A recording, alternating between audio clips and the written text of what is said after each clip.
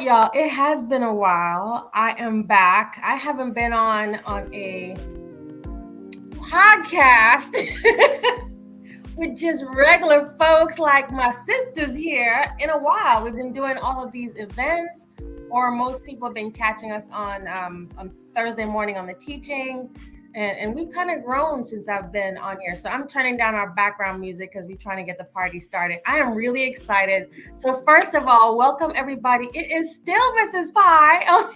I'm here on an odd evening. It's Wednesday, and I know I'm throwing people off of my schedule, but I'm just glad to be here. For those of y'all who are going to watch the replay, thank you for watching. And for those of y'all who are going to listen on the audio platform, so all of the Audible or Amazon Music, or Spotify. I can't remember wherever you get your podcast, wherever you get it, y'all. Thank you to Buzzsprout. And especially shout out to our Parade Deck family who always supports me. So tonight, y'all, we're talking about declutter. I have my notes because I have no intention of messing this up tonight. We're going to have fun. It's going to be a good conversation. And I want to introduce you really quickly to both of my girlfriends, Mekeshia and Tornya are here. Can y'all say hello? Hello, Tornya.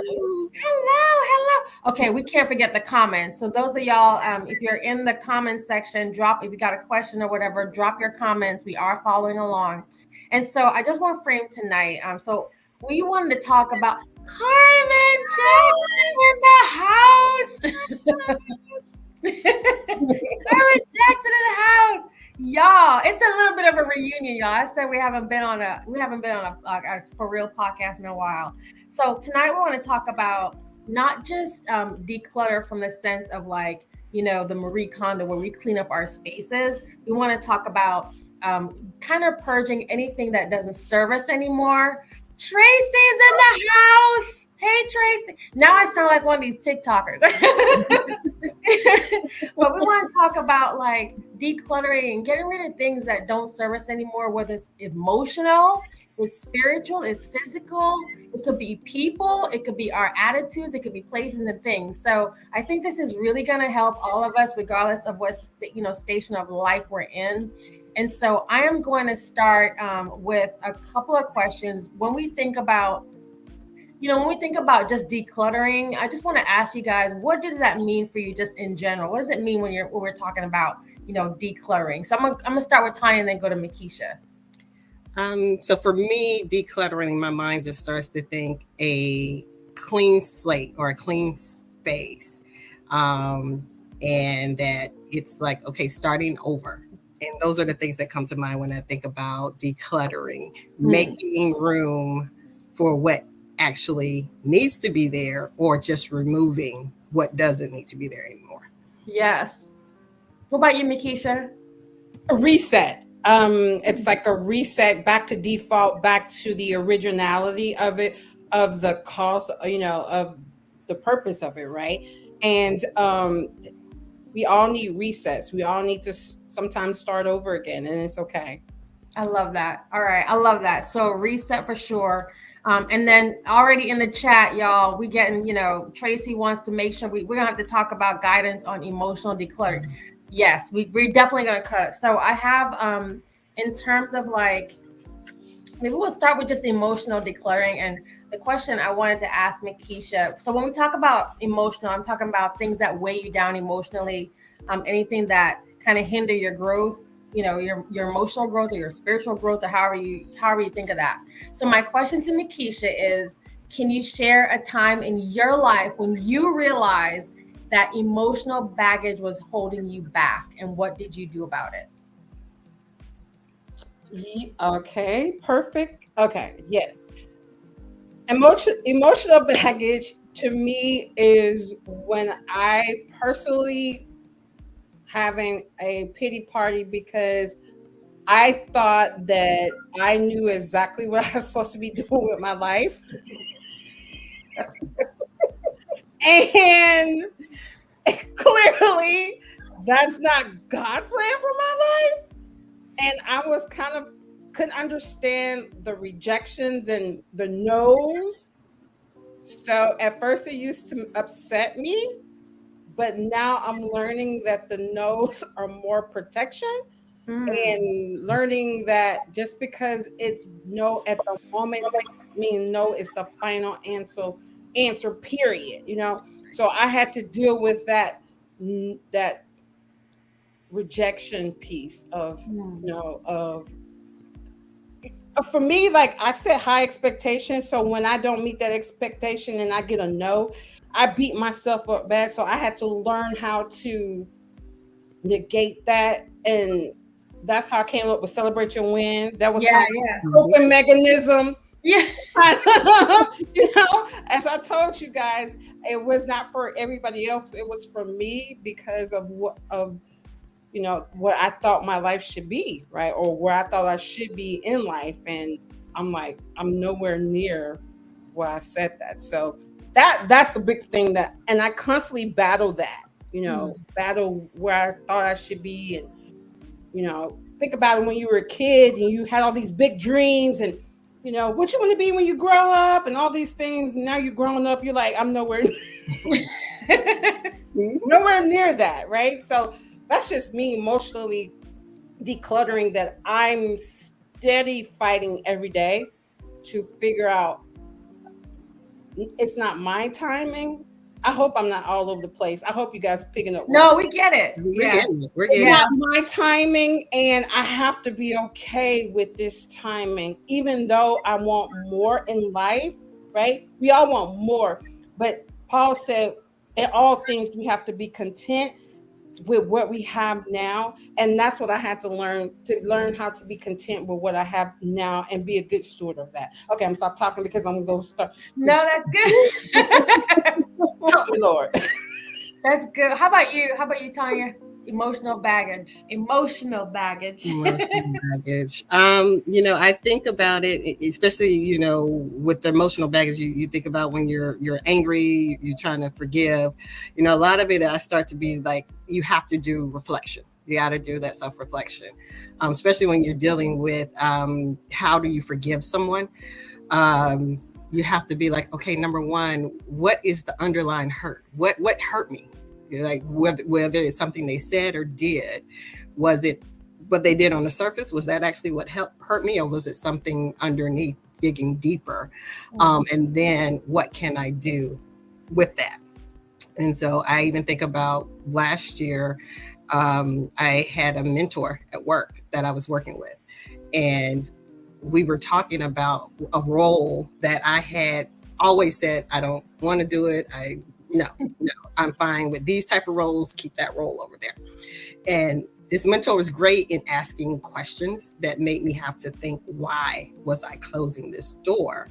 And it was a role I actually had, but how it was done and how I had to deal with it, I had to realize that it was, and I use this term seriously because I don't not using it loosely. It was a traumatic experience, and I had to realize it was because I got into like, I felt forced into that role, and even though I had people who were supportive, I had resentment because yes, you were supportive, but you forced me into something that I didn't feel ready for. I felt too young for, and I had to say it was traumatic because I realized for almost 20 years, I shut that door.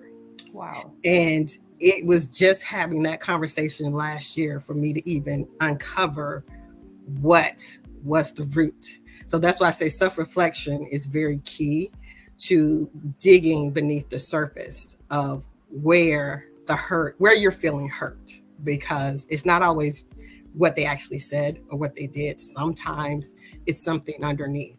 And you have to really say, why am I hurting? Why am I hurting? And once I identify it, what can I do with that then? So I can forgive and release. And that's what I was able to do once I identified it. I was like, okay, I can forgive. I can release that resentment for people I haven't even seen. Yes. But it was like, okay, now I can see where the support was, and I don't resent it anymore. I've released it. So can we ask this question? There's a comment here from Carmen, and she says that her issue is burying the baggage. So my question is, are we burying it or are we letting it go? Are we burying it, or are we actually letting things go? So what about you? What do you think, Tornya? And then we go to Mekeshia. I think it can be both, depending on the situation. We can be burying it because we don't see it as an issue. So like what happened with me with that, I was always in that mindset, and we know of, okay, I just got to keep going. I got to keep going. I keep working. And so, yes, burying it. And then there can just be things where you're like, okay, yes, I'm gonna let it go. And you really are saying in that moment, God, there's nothing I can do about it. Yeah. I'm gonna let it go. I let go, and I'm gonna let you, God. And so, yeah. And at that point, you're like, that's a real let go. And I've learned how to do that in recent years, to just be like, really, hey, let it go. But I have recognized now, as I reflect on certain things, I buried it. And now I gotta dig it back up and actually verbalize it sometimes. And even if and it's something I share, even if you're verbalizing it just in the room with you and God, you sometimes, to get it out, is not even just uncover it, you have to verbalize it as well. I like that. Sometimes you got to scream your way through it. Yeah, I love that. What about you, Mekeshia? I'm a barrier. I don't like confrontations. I avoid confrontations a whole lot. My sister said I'm a lot of bark and no bite. I talk a lot, like that, but I just don't like to deal with confrontation. I'm more like, can we just get a resolution? So I will bury it until it gets so high that I'm fed up with it. And then you're going to get the maniac, Mekeshia, that probably has a little bit that should have been buried, but because of years of a little bit released, but years of burying it, now you're getting everything that comes along with that burying for years that I've just tucked on that shelf. Now the shelf is broke. Then you're going to get the maniac, Mekeshia.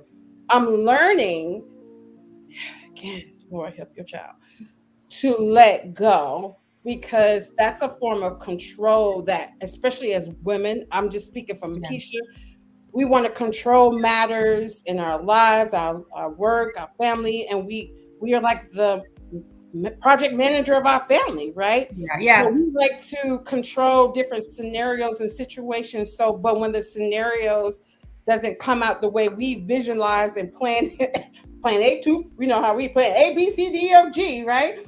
But our significant other or our husband or our kids, they don't see plans that we have planned out, and they're going all the way. So we're like, you know what? I ain't gonna address that issue today. I'm just gonna bury it. And then they keep digging, they keep doing the same situation, and you're like, no, I didn't let it go the first time. Now, after a while, it just blows up, right? I just think I'm a barrier. I'm sorry. That's all right. And for those of y'all in the chat, let us know, do you bury the baggage, or do you let it go? Like, drop it and let us know if that, which one you are. Tracy says that she loves that, Mekeshia, and that we are the project managers of our families, and that is the truth. That is what it is. So now I want to ask about what we're calling spiritual. Nicole says she bury it. She bury it. So I want to ask y'all about what we're going to call spiritual decluttering. So just to explain a little bit is, how the clutter in our spiritual lives, any distractions or anything that's negative, that's an influence, can kind of distance us from God. So my first question is going to go to Tornya and then to Mekeshia. First of all, how do you deal with that? All the noise and all the distractions, and especially when we think about like trying to set time apart to pray, or, trying to develop some kind of discipline. But do you feel like you had to declutter your spiritual life and so that you can even have time? Like, what does that look like for you? Yes. And when I think about it, because you have put that term out when we talked about this podcast, spiritual declutter. And I was really like, what is spiritual declutter? But I thought about it. And I had to think, okay, when you serve. Yes. You know, and so I'm someone who serves in my church. You know, I serve on the production team. And I think about, you know, generally sometimes you have certain areas where it's always a small number of people who do that. And we do get sometimes to the point where it's like I am always in the back every Sunday. And so when that made me think about that, it's like I got to do some spiritual decluttering when it's the area of serving. Yes. In the sense of I can't do that every Sunday. Yeah. You know, there has to be a time where I go in and get spiritually fed. So it's like, okay, I gotta move something off the calendar, one Sunday off the calendar, free up that space to go in and actually get fed myself. Same thing if you're a small group leader. You know, Yeah. we do small groups. You think about it and like, okay, don't always be the small group leader every session. You know, there should be one session where you're not being the one who's feeding. There should be a time when you're getting in and you're getting fed. So that's what I started to think about with spiritual decluttering. Because we get that mindset like we're serving, we're supposed to be serving, we're serving, and we're doing it with good intentions. We're serving it for our Lord, we're serving it for our brothers and sisters. But there is that part where it can get into a negative space and that like, oh, okay, I am doing that so much that that's my focus and not him. And so now that's kind of more clutter. Now it's clutter between me and him because he was like, great, but where's our time? Where's our time? Right. That's right. I love that. I'm gonna drop before you respond this comment. Refueling station helps with the clutter, y'all. If you know, you know. That's the prayer, y'all. Y'all need to come back and watch the other videos. So, Mekeshia, well, you know, how do you declutter your spiritual life? Do you feel like you even need to? And if you do, what does that look like for you? So to Tornya, I was going to tell you, our church do 2 on, 2 off. So that 2 on you serve, and that 2 weeks you come back to get refilled. But I understand that place where it's not a lot of people that's serving and they need somebody there, but you gotta do 2 on, 2 off so you can go in and get regenerated so you can serve, so you don't serve in a dry space. You know what I'm saying? And in theory, that's what we say as well, 2 on, 2 off.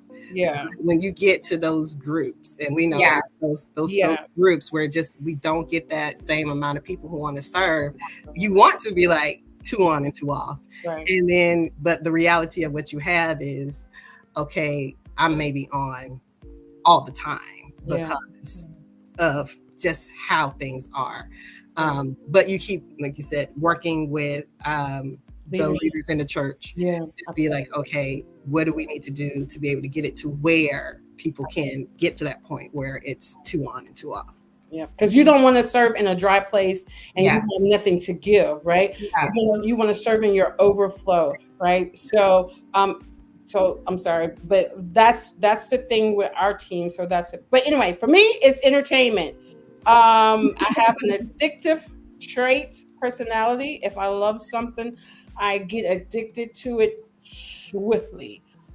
Social media, I'm learning that I have to start fasting from that, because by the time I look up, I didn't spend 2 hours on TikTok when I could have spent 2 hours talking to the Lord on. And even though the videos may be stupid, like cats and dogs and stupid stuff, and my daughter's like, won't you just get a dog? But it's still time away that I could have been more constructive to declutter, to deal with some issues and stuff that I don't want to deal with, right? So for me, I'm learning that just because I have an addictive trait, because I just love things, and I'll just love things quickly. I'm like, oh, I feel like a little kid, you know? I'm like, oh my God, this is so cool, you know?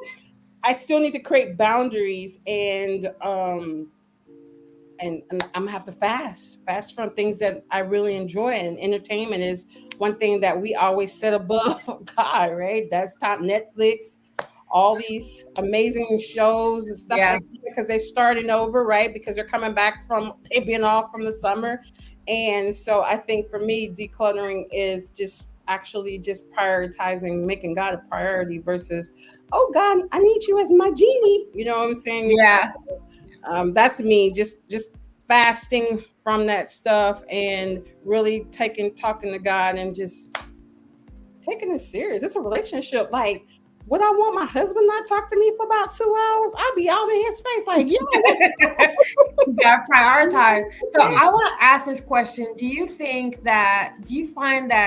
feel more guilty saying no because you're serving at the church when you know, like, listen, some of the noise is caught up, like, as you were saying, not having the time and feeling like there's some times when, yeah, you need to be poured back into. Do you find it difficult to say no because you're serving at church? Is it the same way you would say, like, no, if it was not, church related? What do you think, Tanya? I do think I'm someone who finds it difficult to say no. It's not even just at church. It's just and especially it's when I care about something. So just like I care. So yes, I want to keep doing it. And that's whether it is church, and there are things also in work life and social life. You're like, yes, I actually care about it. So I want to do it. So sometimes it is hard to say no until I get to that overwhelmed feeling. And then you get the time, it's like, okay, I'm just tired and I have to say no. And then you have your people who are looking at you like, oh, they probably already asked me, can you get it? Can you handle it? Are you good? And I'm like, yeah, I got it. And then we hit I'm going to have to say I can't. It's not going to happen. And you do have to stop when you have people who do actually ask you, like, is this too much for you? Do you need help?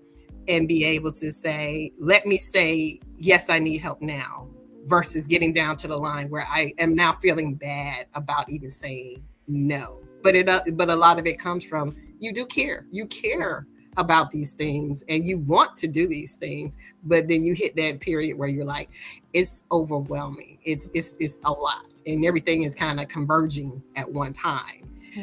So yeah, I have a hard time with no sometimes, especially when it's things I care about.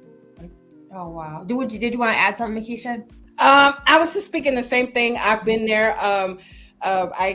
The church I attend to now is a bigger church, so we have more people. But I started off in a small church where you didn't have a whole lot of people. So I was on the praise and worship team. I set up the church. I tore down the church.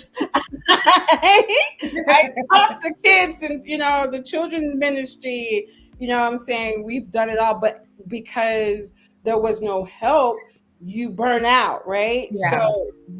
So then you ask yourself, who am I really doing it for? Am I really doing it for God, or am I doing it to appease? You know what I'm saying? So I had to examine myself. Yes, I want to please God. I want to make sure of God, but God is like, but you're tired.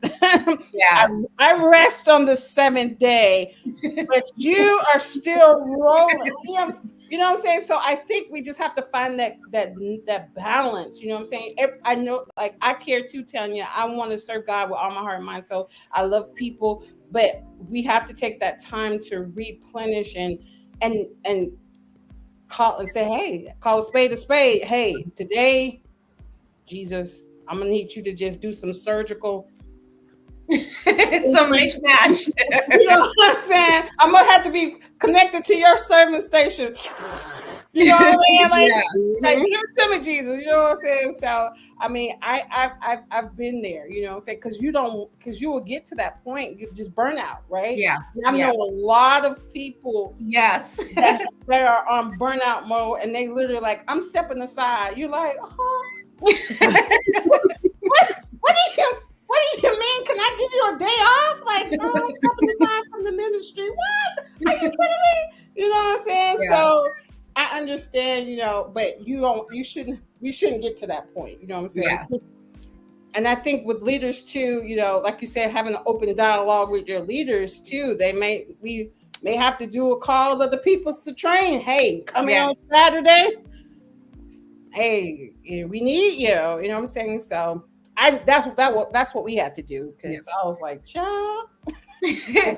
So for those of y'all who are popping on here mid conversation, we're talking about decluttering. So already we covered emotional decluttering. So some of the things that we had to do, or at least Mekeshia and Tornya had to do, when it came to the process of letting go. We talked about whether we were burying or we were actually letting things go. So that was the first part. We were just covering spiritual decluttering, and that's really about removing things that really impact your relationship with God, things that kind of steal your time, and some of that, y'all.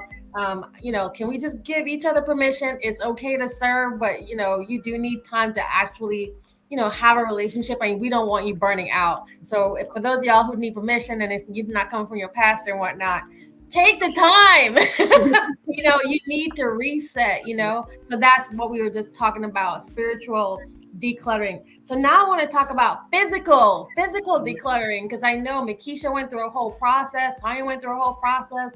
I'm always decluttering. I'm no good with keeping things around anyway. So I don't know if it's decluttering or like manic behavior.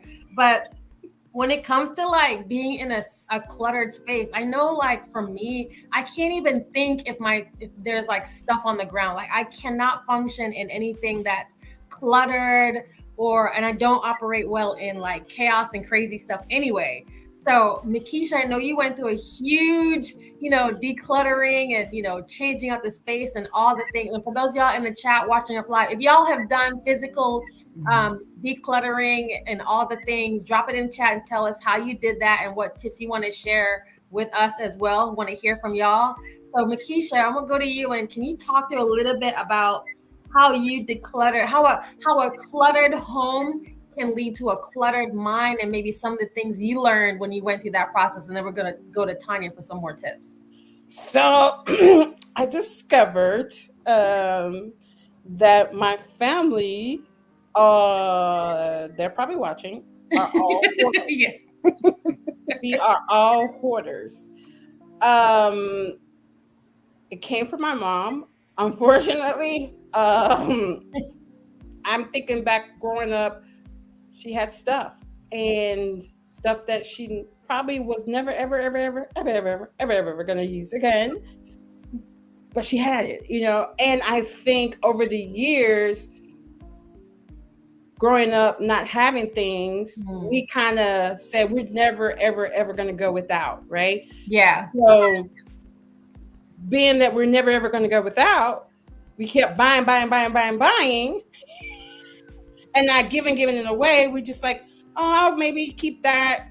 I'll probably wear it again, or I'll probably, pull that back out. And half of the time we never did it. So I had to literally go through my closet. I'm still going through my closet. I got a little bit more to go, like that much more to go. And I'm like, I don't need all this stuff. Yeah. And it just brought back up memories of me and my family being hoarders, and reminding me of why I always be, I'm like, I don't want to be like my mama, but I'm like my mama. Hi, my name is Mekeshia, and I am like my mama. I am a hoarder.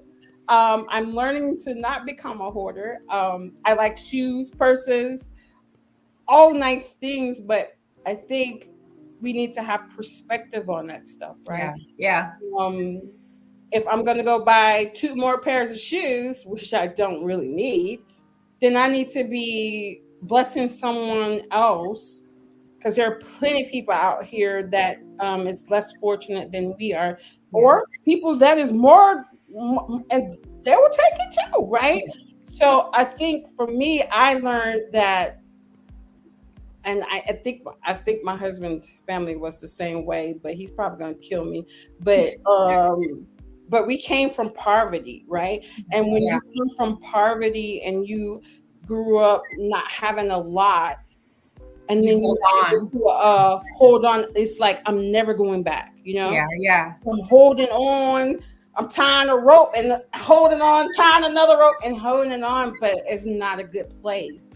And I'm learning. I'm learning it. So I have placed things in like my clothes. Now I haven't got color coordinated. Now I went to somebody's house and I walked in their closet and their stuff is color coordinated. And I was like, listen, I'm not that fancy. I haven't arrived to that level of organization yet. You know what I'm saying? I'm grateful that all my stuff is hung up properly. You know, I give myself a thumbs up for all of my pants. My jeans are properly hung up, right? And my shoes are on the rack. You know, I'm like, I'm in the game, right? But you know, so whatever level that you're at, just go through it and figure out, like she said, sometimes you have to go through those traumatic moments, and that was a traumatic moment for me. And I really, and my sister, one of my sisters, like, don't say we're hoarders. Yeah, we're hoarders. Yeah. Right. When you got some in your closet you haven't worn in 3-4 years, it's time to bless somebody else. And I know, you know, it's easy. Sometimes it's easy to say, I'm going to pull up this comment and then Tornya ask you to pitch in this comment that your outer space can reflect your internal space. If it's disorganized in your house or office, it does. I agree. It does impact your mental space. Another comment that many people who grew up in the Depression, it's a lack mentality. You know, believing that, you know, you don't want to go back to being in a space where you didn't have it. So you're, you know, hoarding is essentially what it is. You're hoarding it. And then Tracy's comment that it is the little things. And so making small improvements. So Tornya, can you talk a little bit about maybe about from that, you know, physical decluttering and any tips you can share and how that might help our mental as well? Okay. So that I had to write down. So I was really like, what am I doing? Because I am still in the midst of it. And that's one thing I had to say to myself, like, this is not a one-time thing. Like you said, that's right. Is something we have to do all the time, consistently. Yeah. Same thing with laundry. Like, why do I have to keep doing it over and over? Because I keep wearing clothes. Yes, exactly, James. But I did kind of, you know, say high level what I think. And, you know, I'm using terms like high level because if you didn't know, I'm a project manager. Like that actually is my career as project management. I do what I'm calling recognize, identify, plan, move, reclaim. And if you got to put an acronym to it, you can be like RIP, Mr. But what it is number one, you know, recognizing the need I need to declutter. And it goes to what we say, the Bible even tells you in Ecclesiastes, is that, you know, for everything there's a season. And if you even go down specifically into what's that, chapter 3:6 is like, hey, it's a time to seek, a time to lose, there's a time to keep, and there is a time to cast away.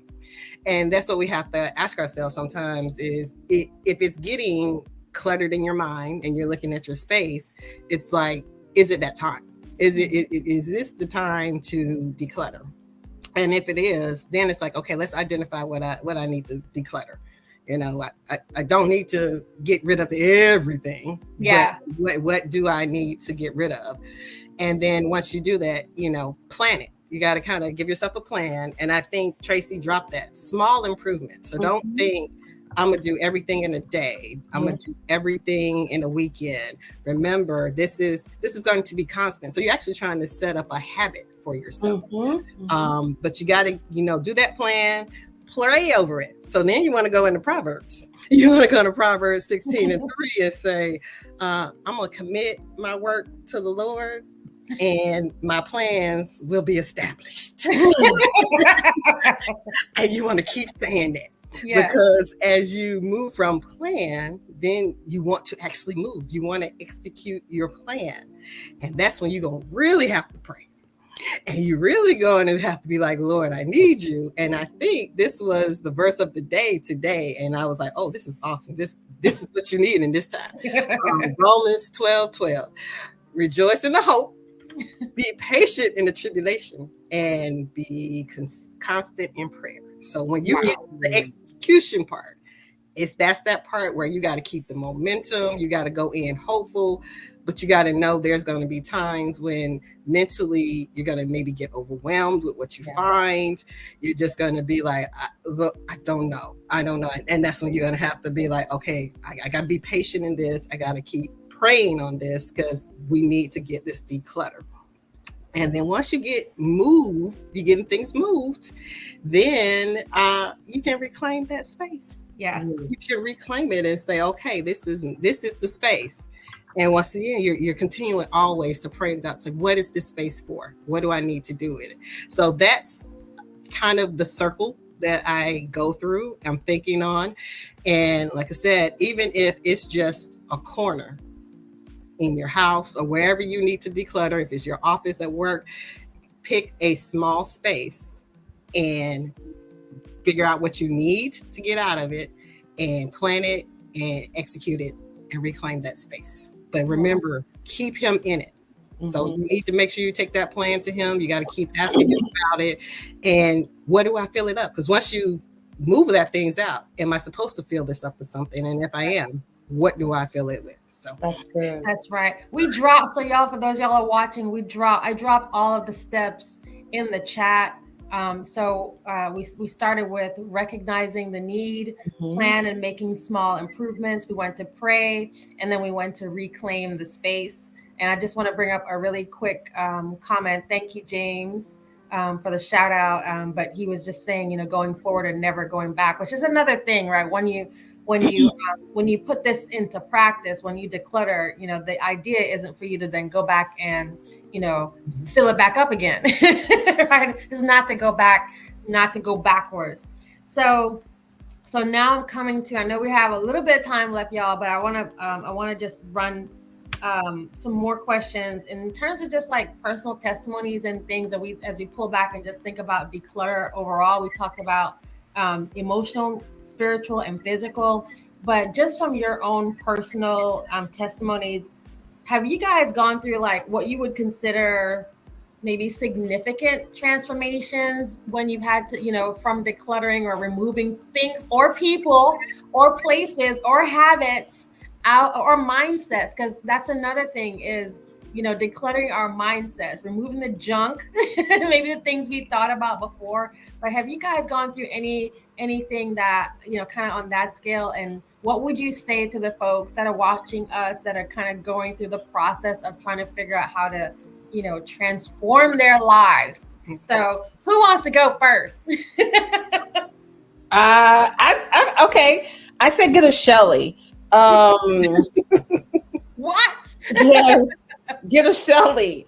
Shelly has, being with Shelly has changed my perspective so much. It's always great to have friends to inspire you to be better than you are. Having a great ecosystem, and she's like part of my ecosystem to help me purge some of those things that is not good that I've decluttered. My old mindsets of like this girl confidence is on a 1,000, like you can conquer the world. Like I think we talked about this when I interviewed her, and you will be thinking, because she said it and she will come so and just fired up about it. You be like, we about to conquer this, we right? Gonna do it. No, we don't even know how to dig or whatever, but in our mind, we're gonna do it. You tell them, James, in the chat. We are going to get it done, right? Yes. So I think having a great mentor, great ecosystem is so needed to help transform you. First of all, having a relationship with Christ, and he then put those destiny helpers in your path. Yes. That'll help make you better. You can't do this life thing by yourself. You're not created to be an island. You have to be in a community to be able to build, to see. We wasn't created to be by ourselves. So me having Shelly and her see her success, it amplifies me to make me feel like, well, God, if you're doing it for Shelly, right? Surely. You surely are going to push me. Or you're doing it for Tornya. I'm like, hello, this is Gordon here. You're doing it with these acronyms like and her, right? project management style. She came in with the whole word, and she's in our ecosystem. So surely And that's where it says you overcome by the blood of the Lamb and the word of your testimony. That's why you need testimonies from people, Yes. so you can overcome and be better, a better version of yourself. I know we all hear that in the corporate world. You want to be a better version of yourself. I don't even know why I'm doing the air quotes. Hey, I don't know what's going on. Y'all know I'm so dramatic. But you know what I'm saying? So it's important to have the right people.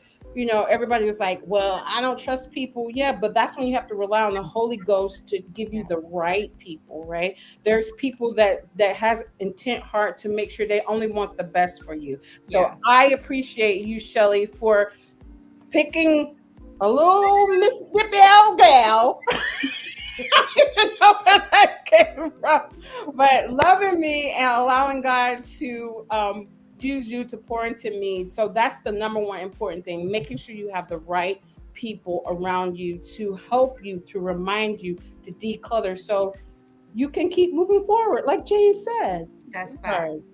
That's facts. We are going to cut this out because she's over here giving compliments and I'm terrible at receiving compliments. Just kidding. We're not cutting it. It's live. We're not cutting it. So we're going to Mrs. Gordon, what do you think? And then if y'all have questions for our guests in the chat, please if you got questions for the panel, drop your questions. I am going to start raising them after Mrs. Gordon goes. What is your testimony? What you got to say? So I feel like Mekeshia took mine because I wrote people. But you know, that just shows that's how true it is. So when you start this journey of reflection and decluttering, yes, first and foremost, you got to talk to him, you got to pray, but you need people here to talk to you as well, because you know, some of that you're in it with them. So when you have your spouse and your children, you're doing like a physical declutter of your home, they're in there with you. And you're going to go through emotions, and they're going to go through emotions, because you're not just decluttering your space, you're decluttering a space that you share. And they may have emotional attachments to things that you don't actually have emotional attachments with. And so you got to be able to talk together, because you may also go through some emotions. And especially you're like, okay, spouse, partner, I'm going through something. Talk me off the ledge. You're doing that. Or, you know, you got friends, like maybe they're not in the space with you, but I want to be like, you're my safe space to go to. Mekeshia, Shelly, whoever the Lord puts me in and says, this is your safe space to go to, be able to talk about what you got going on, whether it's physical, spiritual, and you don't have to be embarrassed. A lot of us don't talk about it because we get embarrassed. Right. And I'm like, like you said, especially when it's physical, we're like, oh, if I tell them what's going on, they're gonna be like, oh, Tonya's a hoarder. And we don't even talk. We don't do. We might have to distance ourselves. You know, don't even take anything from her house. But because we don't talk about it, you know, all that emotion stays here, and then that baggage. And we have the spiritual connection with the Lord, but He also knows we need people here that we can come in and talk to, and be able to just vent, and then have that support system to say, sister, brother, I love you. You're doing what you have to do. Keep at it. You don't have to feel bad about it. It's something we all have to work through. And then I would also say, you want to journal it. You want to write it out. Write what you're thinking, what you're feeling. And like I said, even if you're by yourself, once you write it out, verbalize it, put it out there, because that actually helps get those emotions out. It's like, I wrote it out. I'm kind of getting it out of my mind. But when I verbalize it, I'm getting it out of my body. I'm getting it out. So that's my personal testimony of figuring out those things to help me with that emotional side, and those emotions you may come to wherever you're doing declutter, in whatever area, emotional, spiritual, physical. There's always emotions that you're going to go through, and it's going to be for the better, but it's going to be, going through it is not going to feel good all the time. That's true. Wow. Y'all wish I had this kind of advice 20, 30 years ago, when I was much younger, because I think I would have learned to let go of a lot of things a long time ago. So there's a question that Tracy has, and I'm going to raise it. Her question is, how do you handle situations where there is emotional attachment to things? So who wants to pick that one up? That's the one where I was like, you need somebody physically to talk to. And that's and the reason I say that is there were things that as we were starting out in the physical, I was talking to my husband about it. And I was like, okay, between us, we got like 3-4 sets of dishes. Which ones do? And I was looking at a set and I said, honestly, the reason I'm keeping this set is because my aunt gave it to me.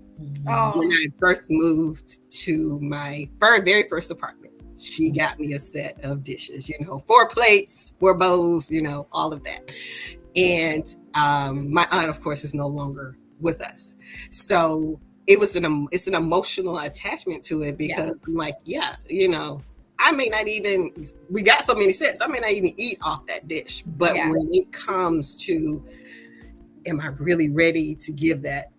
I start to think about her and that she gave it. And that's actually the reason why I'm keeping it. Absolutely. And now I'm having to be like, okay, let me think about her as a person. And she was a person. That's right. She got rid of stuff. So that's then right. you have to be like, okay, well, your auntie got rid of stuff.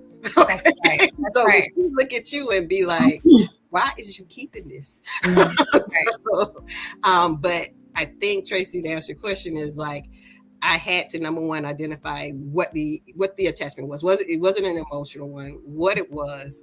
And now, work through like, okay, how do I let it go?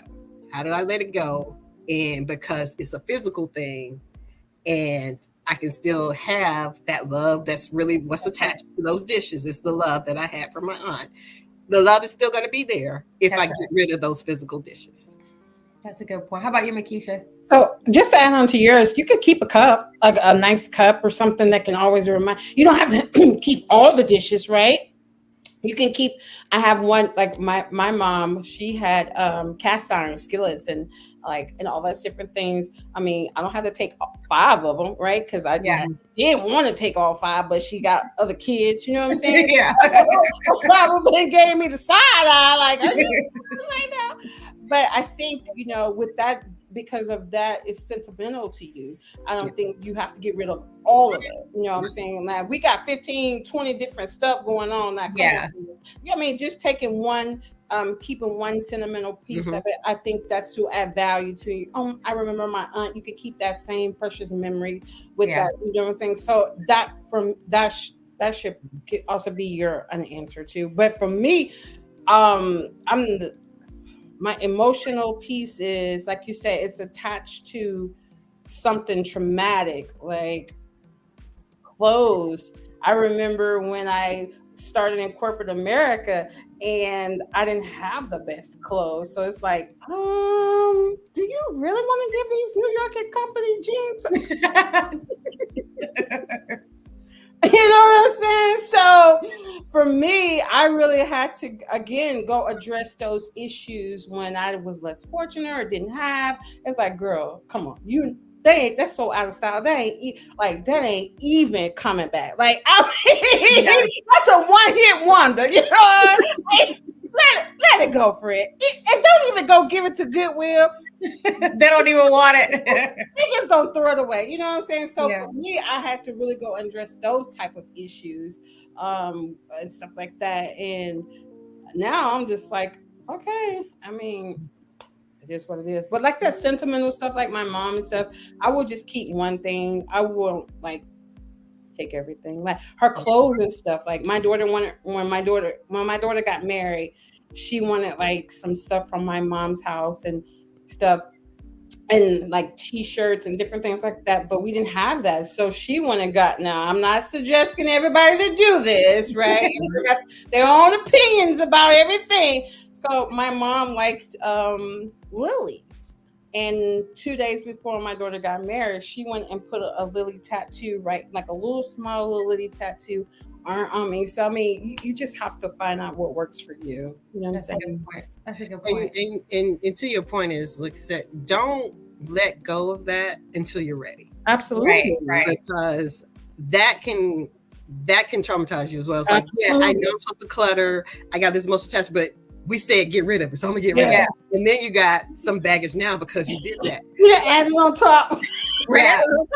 And so, yes, recognize that you have this emotional attachment to this thing.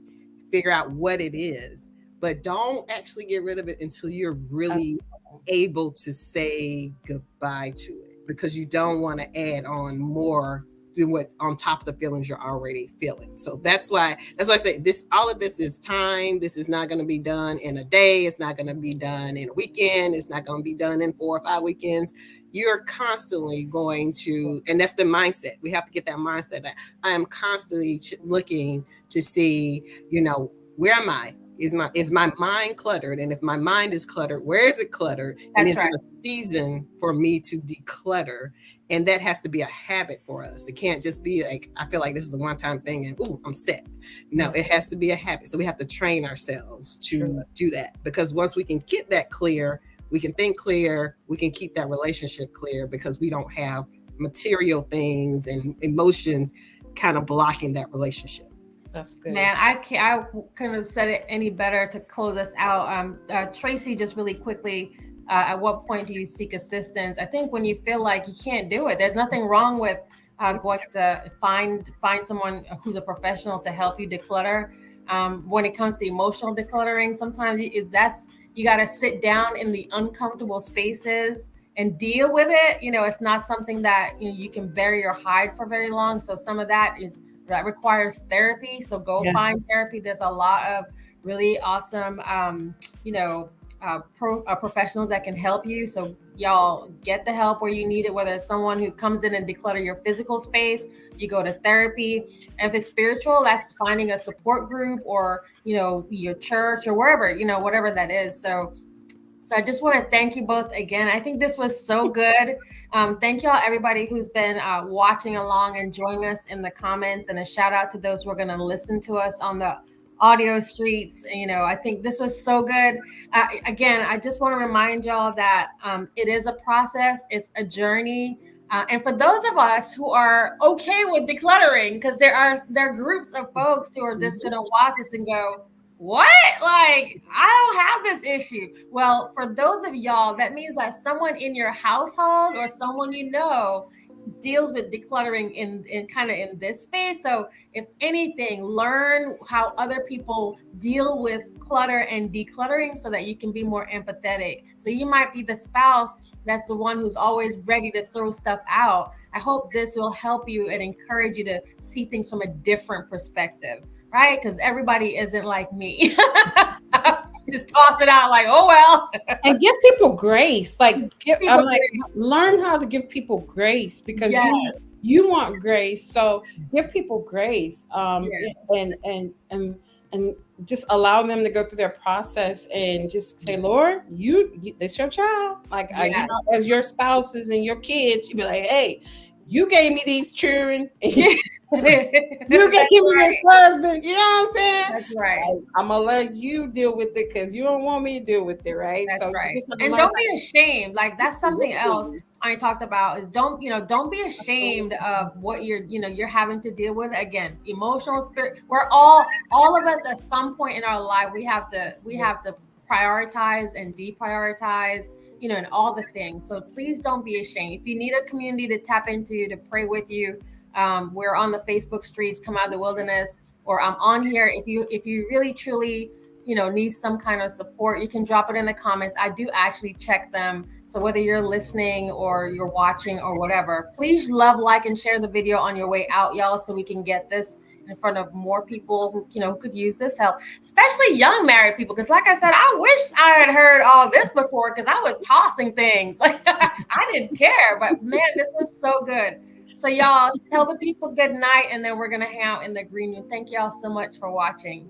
Thank you. Good night. Bye.